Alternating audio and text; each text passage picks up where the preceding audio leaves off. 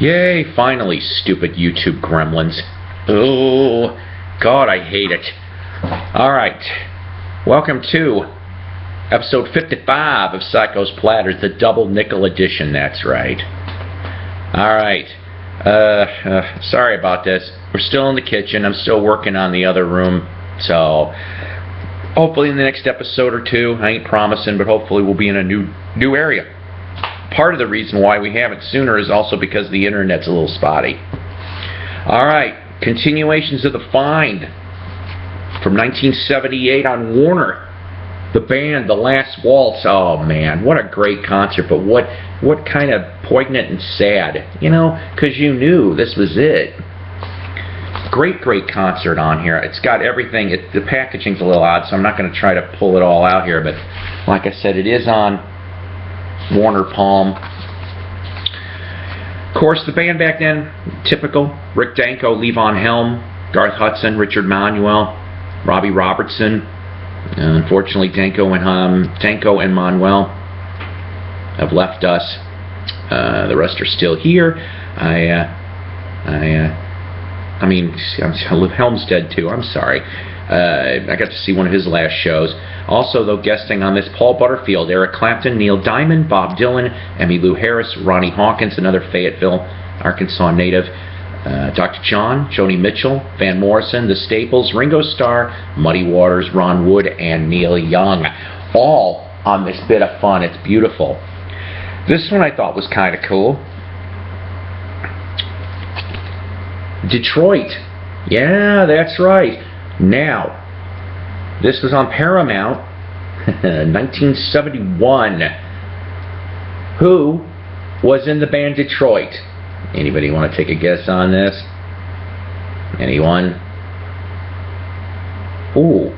Who said it was Mitch Ryder from the Detroit Wheels Next Band? That's right. After he went solo, he jumped into this. They only made one album.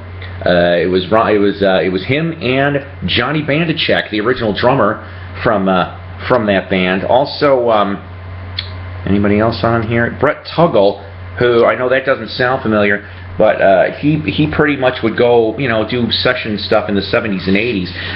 This one, like I said, is on Paramount, but this is a Canadian Paramount import. I thought that was kind of cool. I don't get too many Canadian imports. But anything on Paramount pretty much could be really interesting. Another label possibly to grab. Oh, yes. They should be in the Hall of Fame. Why are they not in the damn Hall of Fame? Deep Purple. It's Deep Purple. Yeah, that's right. I cannot pronounce this. I'm going to say Tetragrammon. Probably got really screwed up. It's a gatefold, sort of. Side 1, side 2. Let me show you if I can the label here.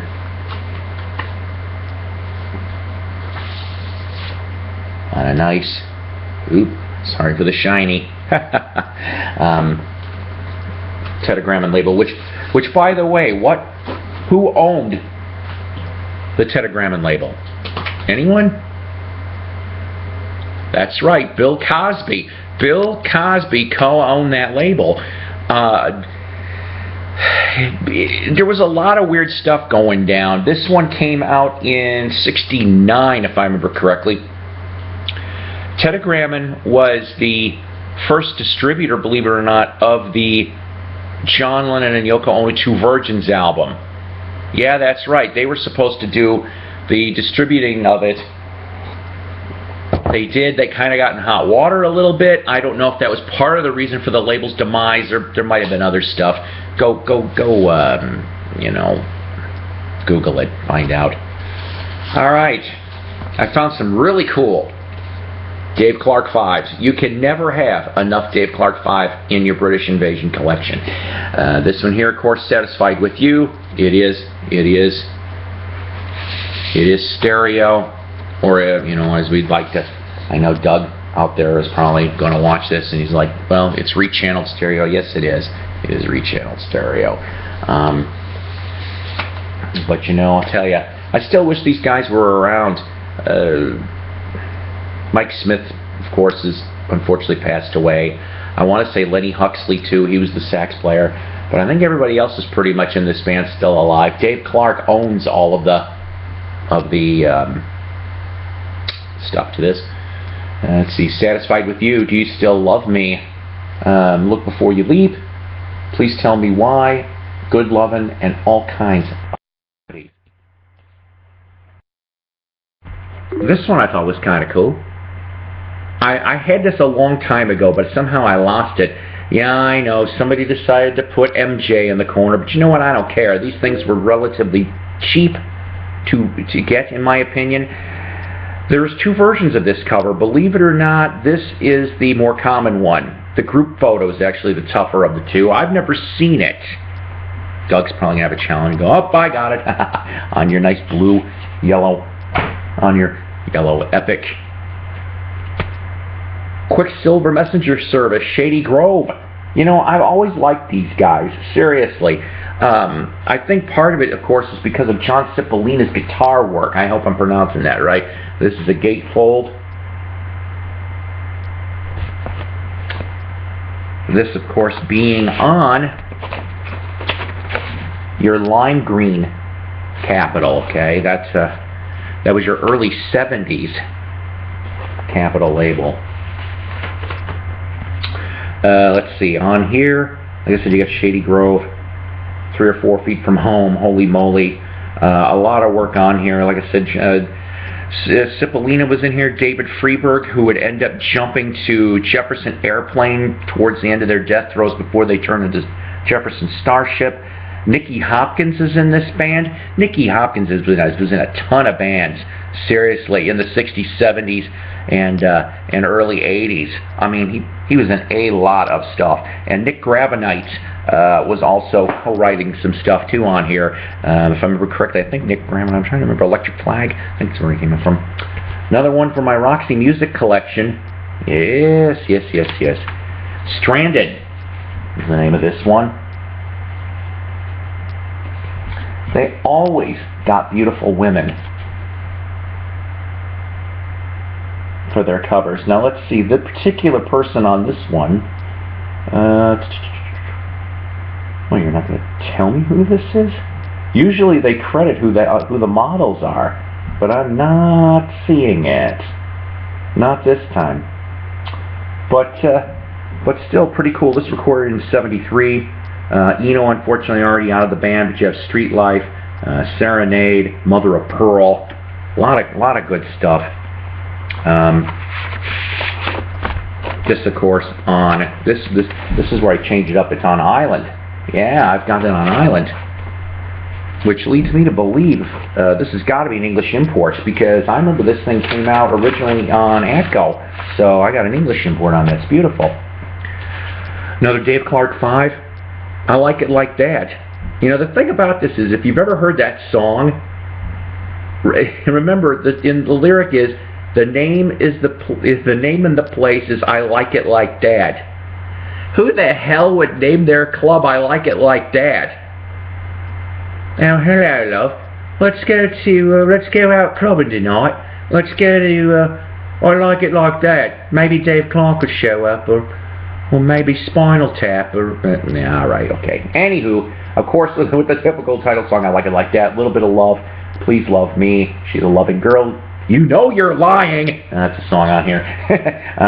But you know, God, it's beautiful stuff. If you ever can find DC5 in any form, go get it. They're beautiful. Here's the truth, though, on this. As far as for CD is concerned, if you don't have a turntable, there has only been one legitimate CD release. Go look on eBay, because last time I saw, there were copies going for $7,500 on this. I don't know if that's still true or not. That was a couple months back, because a friend of mine asked. In early 90s on Hollywood Records, which was a Capitol subsidiary, Dave Clark ended up releasing basically 20. I think it was a 20 hits, 2-disc. It was a 2-discer. Of greatest hits, and they only made a limited amount, and then it went back into the damn vault.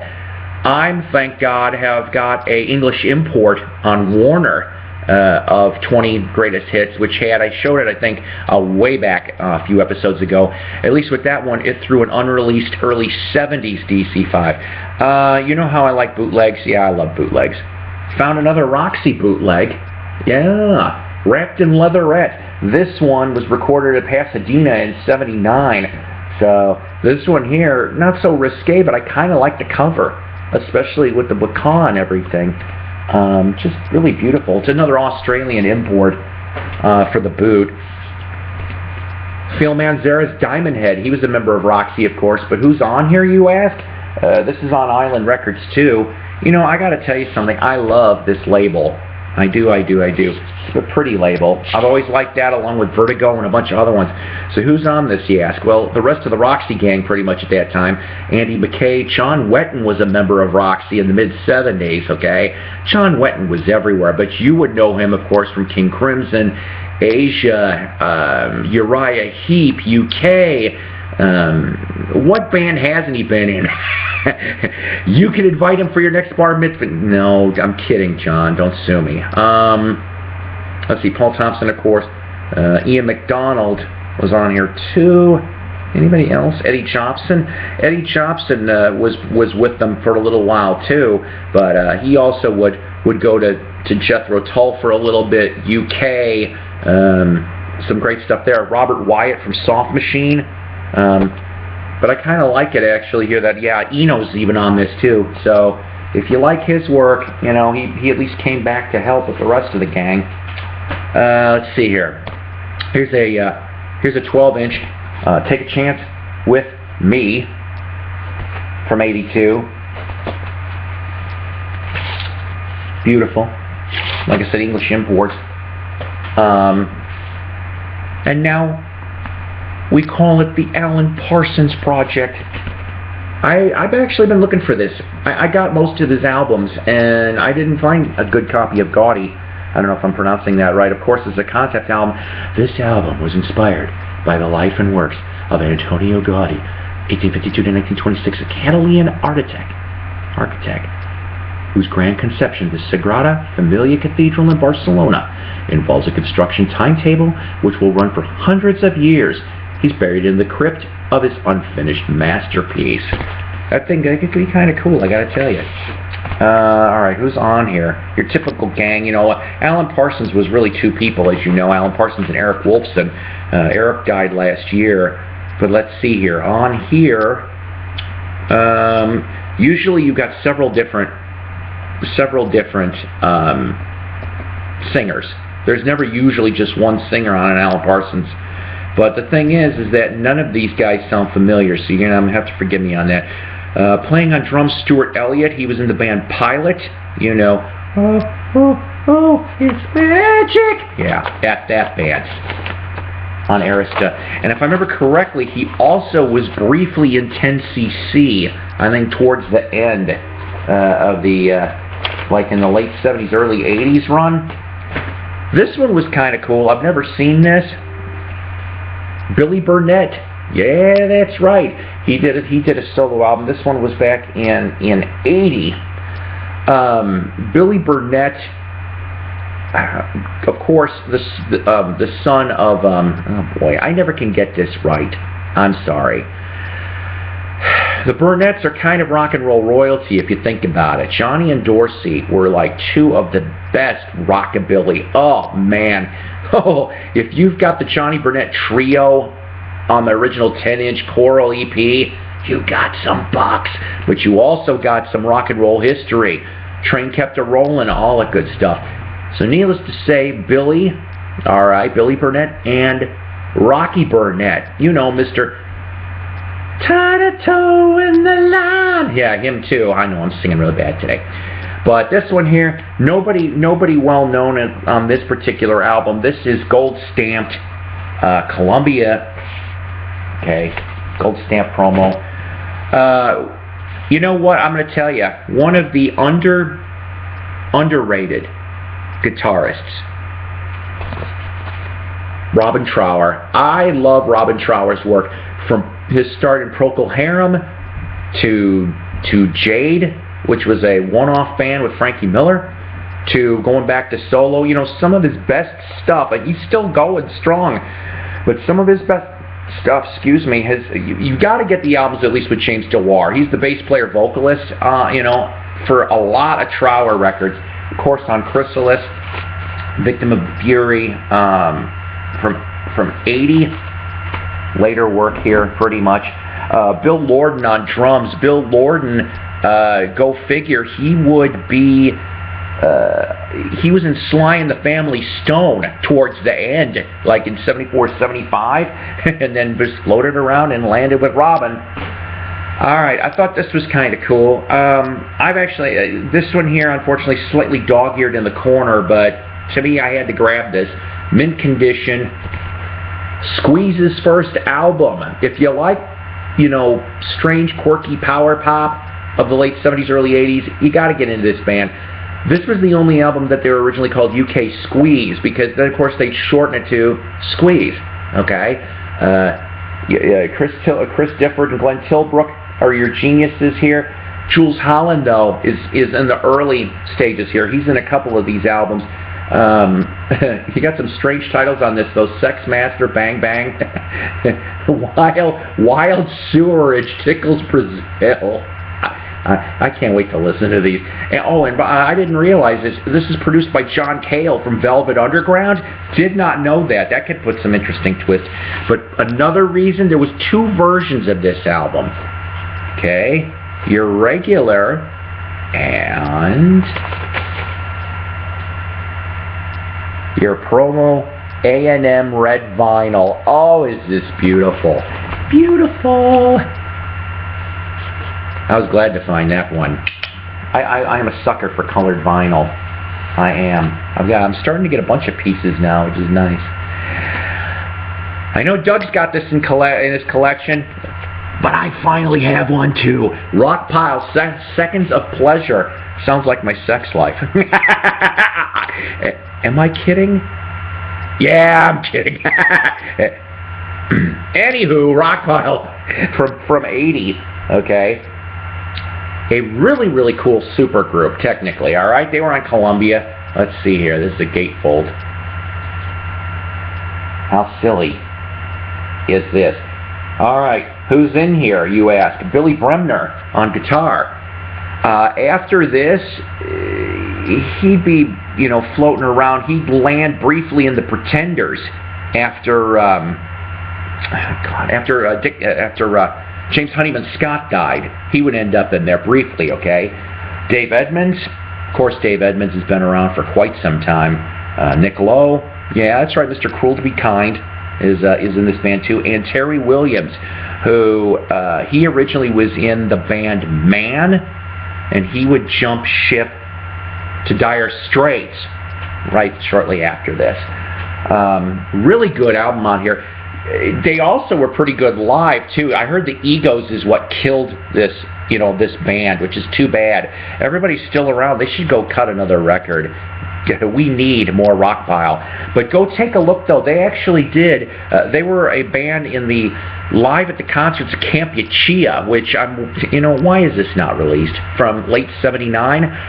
Rockpile and Robert Plant do a killer version of Little Sister. Oh, it's beautiful. You know the Elvis Presley tune? Wings Wildlife. Yeah, I found a copy of this with on Apple with the original photo label. Really cool. Great shape on that. And lastly, this is in a book of weird record covers, and I found this, and I'm like, oh, I got to confess, I don't have much Straubs in my collection. I know John Ford, I can't remember if you're in my Facebook. I think you are. So I can't wait to listen to this, but Deadlines. But look at that album cover. The guy is drowning in a phone booth, upside down. How about that? That's kind of goofy, I think. Of course, on Arista as well, but from '78. So, that's pretty much what I've got for this load anyway. I said load. But there'll be more. I have lots more. Lots more. All right, we're at 20 minutes here. All right. here we go.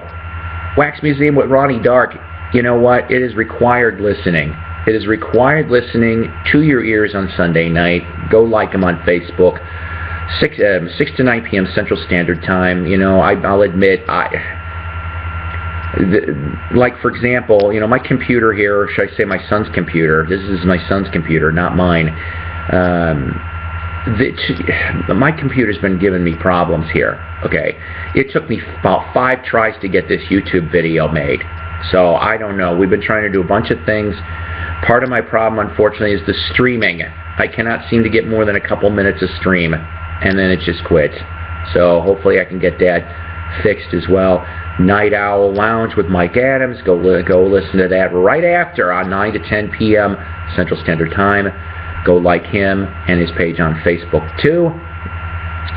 All right. I'm not entirely sure what's happening. Originally, I think we were supposed to shoot a broadcast today. I am still not sure if we're going to do this. Maybe next week. I guess we're both going to be surprised. Knights of the Round Turntable, the official first episode. Please go like the YouTube channel Knights Talk, as in KNIGHTS Talk. All right. And subscribe, please. We've got almost 50 views on our first one that we shot 2 weeks ago. Really nice. I'm glad. So other than that, guys, just keep rocking. All right, that's what we're all supposed to do here. Have some fun and have a good week of crate digging and etc. Take care. See you in the next week or two. Not sure when.